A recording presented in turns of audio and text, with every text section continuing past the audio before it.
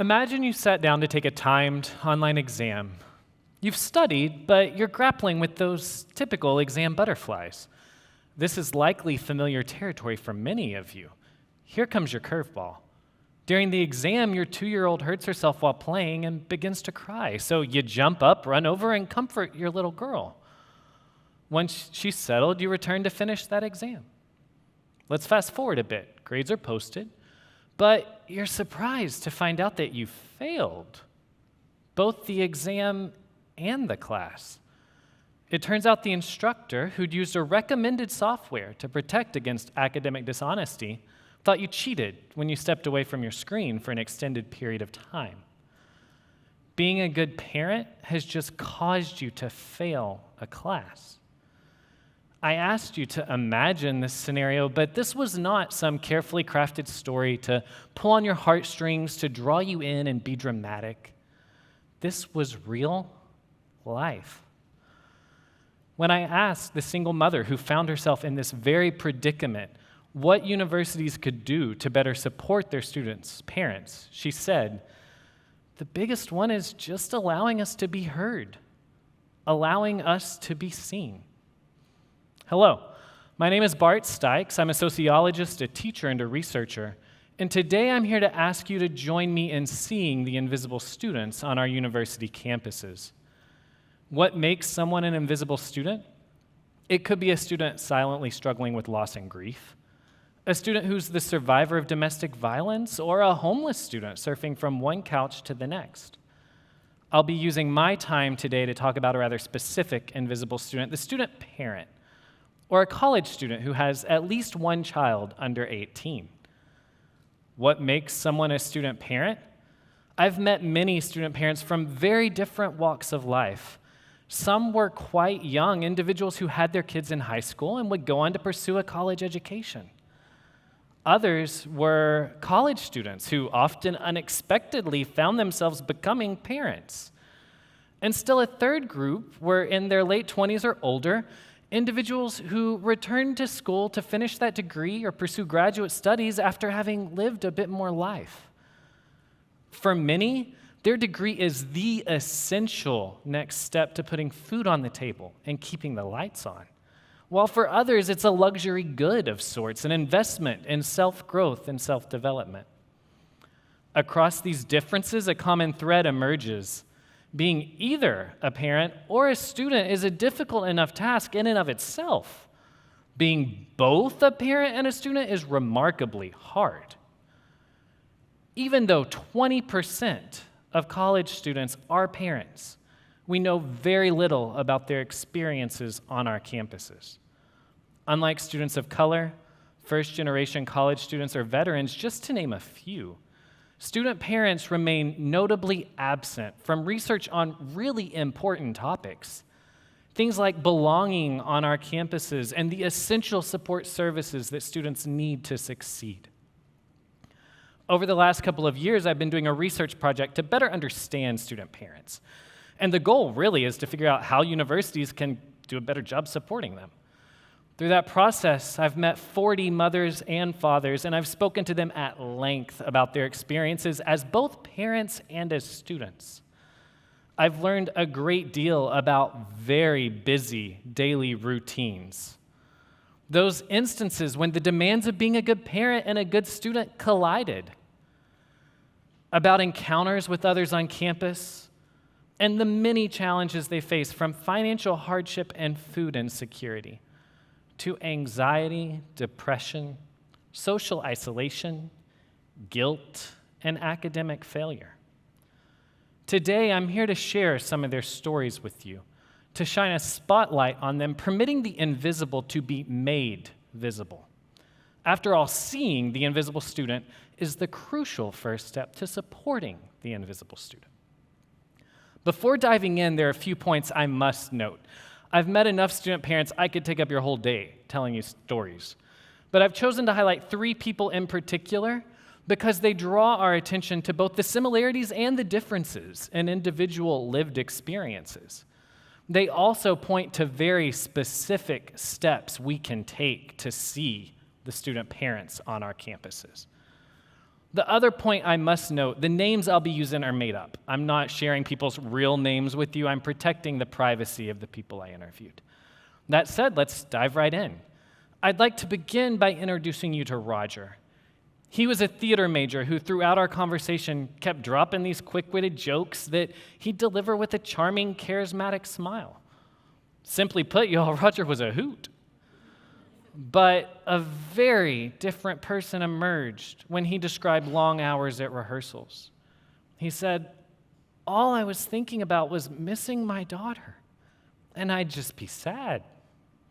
I was slouched over, sitting in the dark, alone, sad, just in my head all of the time." Roger's headspace made it really difficult to carry out his job in the production to be funny, to warm the audience up through comedic improvisation before the show. But Roger's director made the choice to see him as a father when they saw him struggling as a student, on multiple occasions giving him the charge to go home, be a dad for a bit. These seemingly small acts of kindness meant the world to Roger, and they would empower him to ultimately succeed as a dad, a student, and a performer. I'd love to tell you that everyone I met shared similar stories with me, but that's not the case.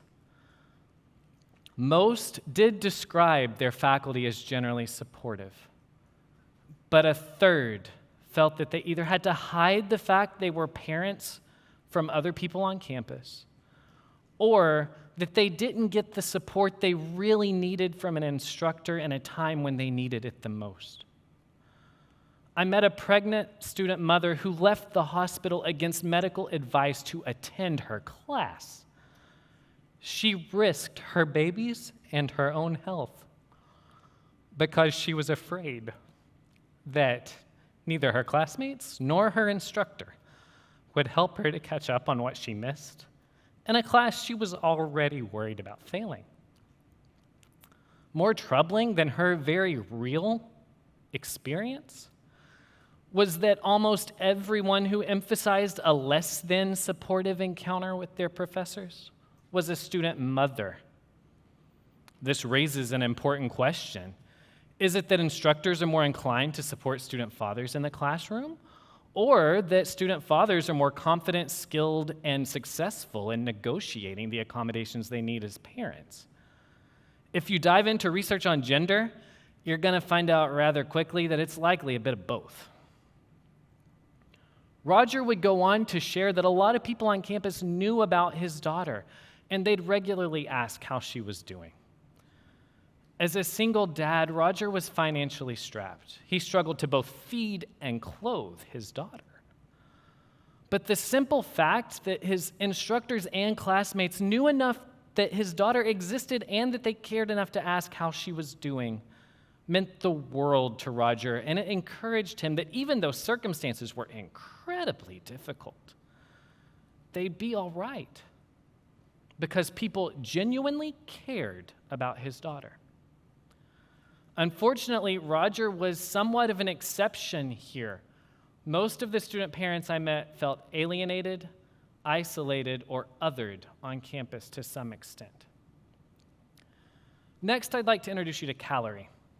Our conversation was admittedly more difficult, requiring me to check my own rather strong emotional responses throughout our conversation. Feelings of sadness, frustration, and outright anger. When I met her, Calorie had just dropped a major prerequisite course requirement for the 5th time. She was a new mom, and she'd become a mom while being a university student. She shared with me significant anxieties she had to work through on learning she was pregnant, anxieties that stemmed from severe financial hardship. Calorie and her partner could not afford baby formula consistently, or the gas it would take to get to the store to buy it in the first place.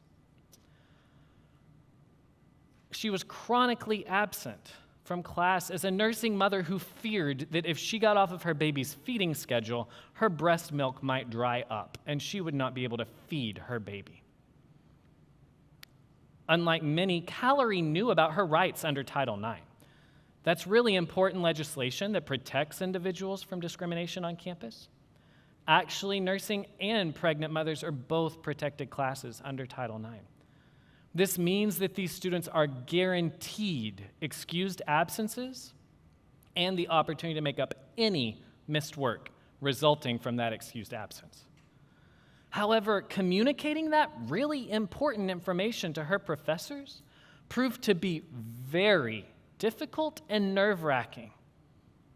What's more, when Callery did muster up the courage to reach out to her professors, who themselves don't get the support they need to know how you accommodate a nursing mother in the classroom, many of them struggled to support her. In the end, she wasn't able to secure those accommodations that she was entitled to. And that was a contributing factor to her having to drop that class for the 5th time. This delayed her graduation and made her family's already difficult financial situation even worse. Let's return to that single mom who failed the online class because she comforted her 2-year-old during an exam. Her name was Corinna. I expect many of you may be asking yourselves, well, surely any instructor would work with a student in that situation, and I would like to agree with you. I would hope that they would. But in that moment, Corinna made the choice to just take the penalty rather than explain what had happened to her professor. Even though she desperately wanted to be seen and heard as a student mother, she felt she had to remain hidden in the shadows. Why? Past experiences on campus had left her so fearful and alienated as a mother that she was hesitant to share with others that she did in fact have a daughter. And unfortunately, Corinna was not the only person I met who would make a similar decision under different circumstances. Now that I've introduced you to this one type of invisible student, and you've met 3 of them in particular, let's consider what we can do to make their lives better on our campuses. I'll start with instructors. How can we kick off our classes through our course syllabi statements and through interactive activities in a way that signals to our students who may be afraid to be seen that our classes are safe spaces for them to step forward, allowing us to see, support, and even celebrate them for all of who they are? Now I want to talk to the students in the room.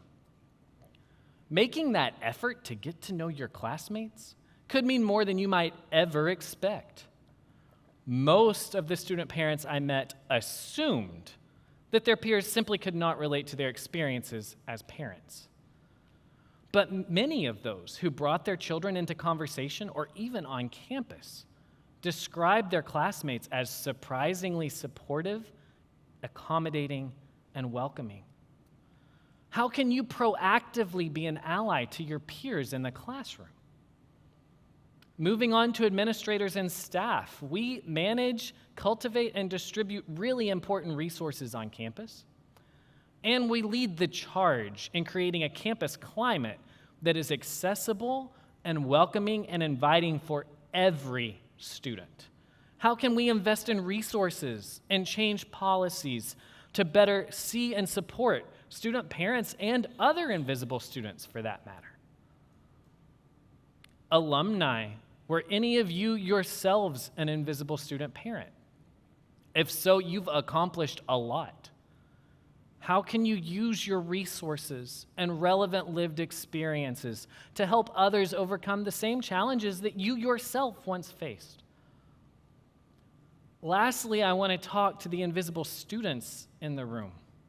Let's begin by reminding ourselves multiple types of invisible students exist. If you're someone whose unique circumstances or needs are off the university's radar, I hope that first and foremost, I have encouraged you today. You're not alone. My research really clearly suggests that the first step to supporting invisible students lies in seeing them, and y'all play an essential role in that. Be brave, be bold, be unashamed. Take those first steps. Share your identities, circumstances, or needs with someone you trust on your campus. In closing, I want to reiterate all universities have to do a better job of seeing their invisible students. Today, I've shared findings with you on one type of invisible student on one university campus. I honestly don't know all the types of invisible students that exist, and I can't tell us how we should be thinking about seeing and supporting them. But what I can do is challenge you today, to give you food for thought. I hope each of us walks away from this conversation asking ourselves, how can I better see the invisible students on my own campus? Thank you.